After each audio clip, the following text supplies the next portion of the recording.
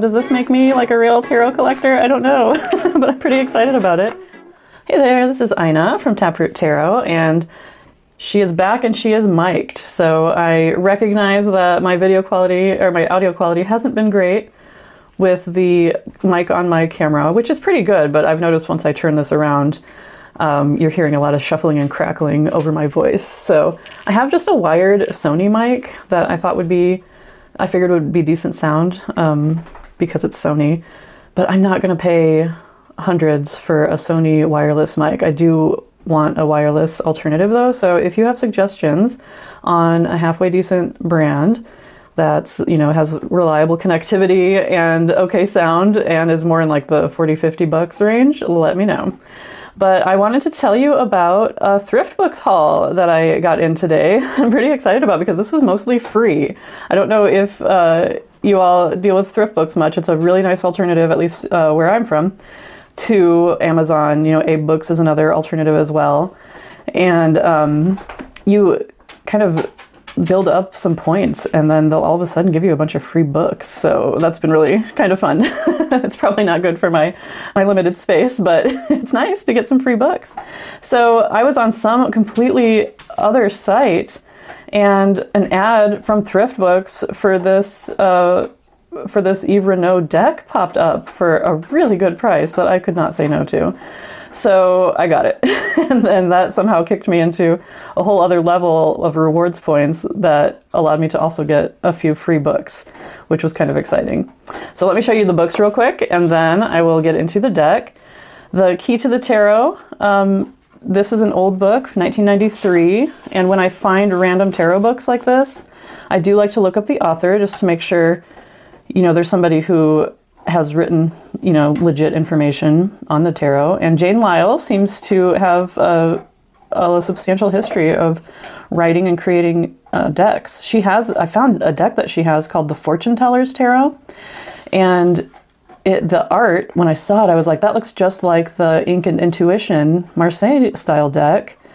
And the artist for the Fortune Teller's deck is Ollie Munden, and of course the artist for the Ink and Intuition Tattoo Tarot is Mega Munden, so that has to be the same person. So it's really cool. I'll probably pick up that deck, honestly. But this I didn't realize until I got it, but I was pleasantly surprised to find that it features the Fournier Marseille. So it's such a beautiful, colorful deck, and this is mostly a book that delves into the triumphs. And it's just lovely that it features this beautiful version of Marseille. Now, this book, I think I maybe mentioned it was printed it's from 1993, so the history is out of date. So this whole part, you know, she at least acknowledges that these legends are not substantiated. And so I can respect that. But then she has some additional history that is more verified and helpful and useful. It's very brief. It's just a really quick book. It has a little bit about how to do a reading and some spreads and things like that. But mostly I got it for these little write-ups on the triumphs. So it's a delight. I paid $1.49 for shipping, and otherwise it was a free book, and it's tiny, so for the small amount that it'll take up on my shelf, it was worth it for sure. I honestly was looking for actual rune books, but I found this instead. And it's by a biologist and naturalist who is also a poet and writer from the Northwoods. And I went to college in Bemidji, Minnesota, and have family from Minnesota. I'm a Wisconsinite. I live in Missouri now. But this really just appealed to me, and I was a biology major and philosophy minor with a writing emphasis in school. And so this is right up my alley. I'm looking forward to checking that out. And this book was recommended by Tom Benjamin, and it's a history of witchcraft. It says America, but it says, I'm thinking specifically the United States. I will just read a quick bit of the description for you. Witches of America follows Mar on her immersive 5-year trip into the occult. charting modern paganism from its roots in the 1950s England to its current American Mecca in the San Francisco Bay Area. From the gathering of more than 1,000 witches in the Illinois woods to the New Orleans branch of one of the world's most influential magical societies. Along the way, she takes part in dozens of rituals and becomes involved with a wild array of characters. A government employee who founds a California priesthood dedicated to a Celtic goddess of war. American disciples of Aleister Crowley, whose elaborate ceremonies turn the Catholic Mass on its head. Second-wave feminist Wiccans who practice a radical separatist witchcraft, a growing mystery cult whose initiates trace their rites back to a blind shaman in rural Oregon. This sprawling magical community compels Mar to confront what she believes is possible or hopes might be. So that sounds cool, and I probably never would have thought to pick this up without Tom Benjamin recommending it, but he says he references it quite a bit. Definitely looking forward to checking this book out. And I appreciate Tom Benjamin for referencing it and recommending it. So this, like I said, I was on a completely different site, and ThriftBooks has got my card because they showed me an ad for this deck, and I was like, dang it, it was like a price that I couldn't resist for a fraction of what this is worth, because this is the first edition of this deck from 2013, and this, you all, is my first, not only my first Yves Reynaud deck, but my first facsimile deck. And so does this make me like a real tarot collector? I don't know, but I'm pretty excited about it. So I have a question about it though. And if you, probably most of you know that these come in the wrappings that would have traditionally been included, or would have, this is traditionally what a deck would have been wrapped in, I should say. And so Yves Reynaud's decks come with these, and it was neatly folded up and placed in the box. This is a used deck, but it is in unused condition. It comes with some information cards. There is a current edition of this deck, and it is on better paper that's less glossy. So this is pretty glossy, pretty stiff. I don't mind it. It does have sharp corners, so the current edition does not. They are rounded.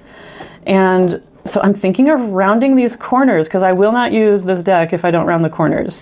But I'll have to think about that. Like, it's from 2013. It's a collector's item at this point. And do I want to use it, or do I want to be that kind of collector who has decks that they just collect? So I'm not sure. That's something I'll have to think about. I believe I want to use it though. And I just know that I won't ever reach for it if it has these sharp stabby corners. So let me know your input. I'm more of a deck enthusiast and not so much of a collector. So for those of you who are collectors, I appreciate your perspective on that. So let me know. Now, the other interesting thing about this is that it is dated 1736, whereas the current edition is dated 1672. The reason for that is this old wood block. It's on the coins, actually.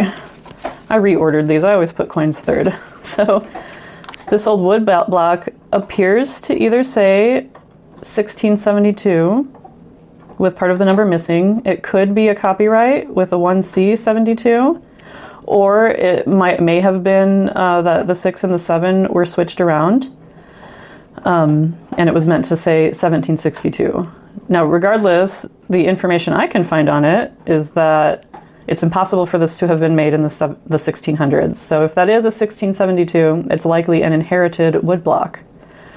And if it, or like I said, it could be a 1C72, something like that. So that is the consensus, that this deck is from 1736 or somewhere thereabouts, based on the records of Chosson selling cards. But Yves Reynaud's current deck is labeled 1762, and I can't find anything on his site or anywhere else about there being updated information about this actually being from 1672. So I'm not sure. So I will I'm going to tag Masha, because if anyone, she would know. So Masha or anyone else, please let me know. Sorry, I just bumped my camera. Let me know if you know if that update means that this deck is actually older than we originally thought. Camwan did think, the one who did Jodorowsky's deck, did think that this was from the earlier date, but as far as I know, that idea was debunked. I could be wrong. Maybe it was undebunked. I don't know. So I'd love to know if you do. This, like I said, is my first facsimile, and I was a little unsure how I would feel about it, because all of the mistakes and edits. I shouldn't say mistakes. All of the coloring outside the lines, shall we say, are included. Now, the current edition, I should let you know, is not a facsimile. It is a restoration. So some of these imperfections are fixed. I do appreciate having one of the uncorrected versions, though, and just having a facsimile in my collection.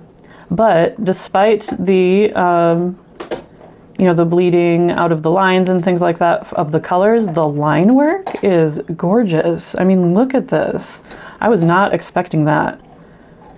And you may not be able to see this very dark color is not black. That's a deep green. It also includes deep blue. So yeah, the coloring work is not delicate, but the line work is, and I love it. In fact, I want to show you, it's on the cover. But let me show you Fortitude or Strength, because that lion is legendary for being kind of hideous. But look at this guy. He's actually a very handsome lion. That's actually beautiful to me, which is not something I normally say about the lion on the Strength card in historical decks. So I'm really pleased with that. So I'm excited to have this deck.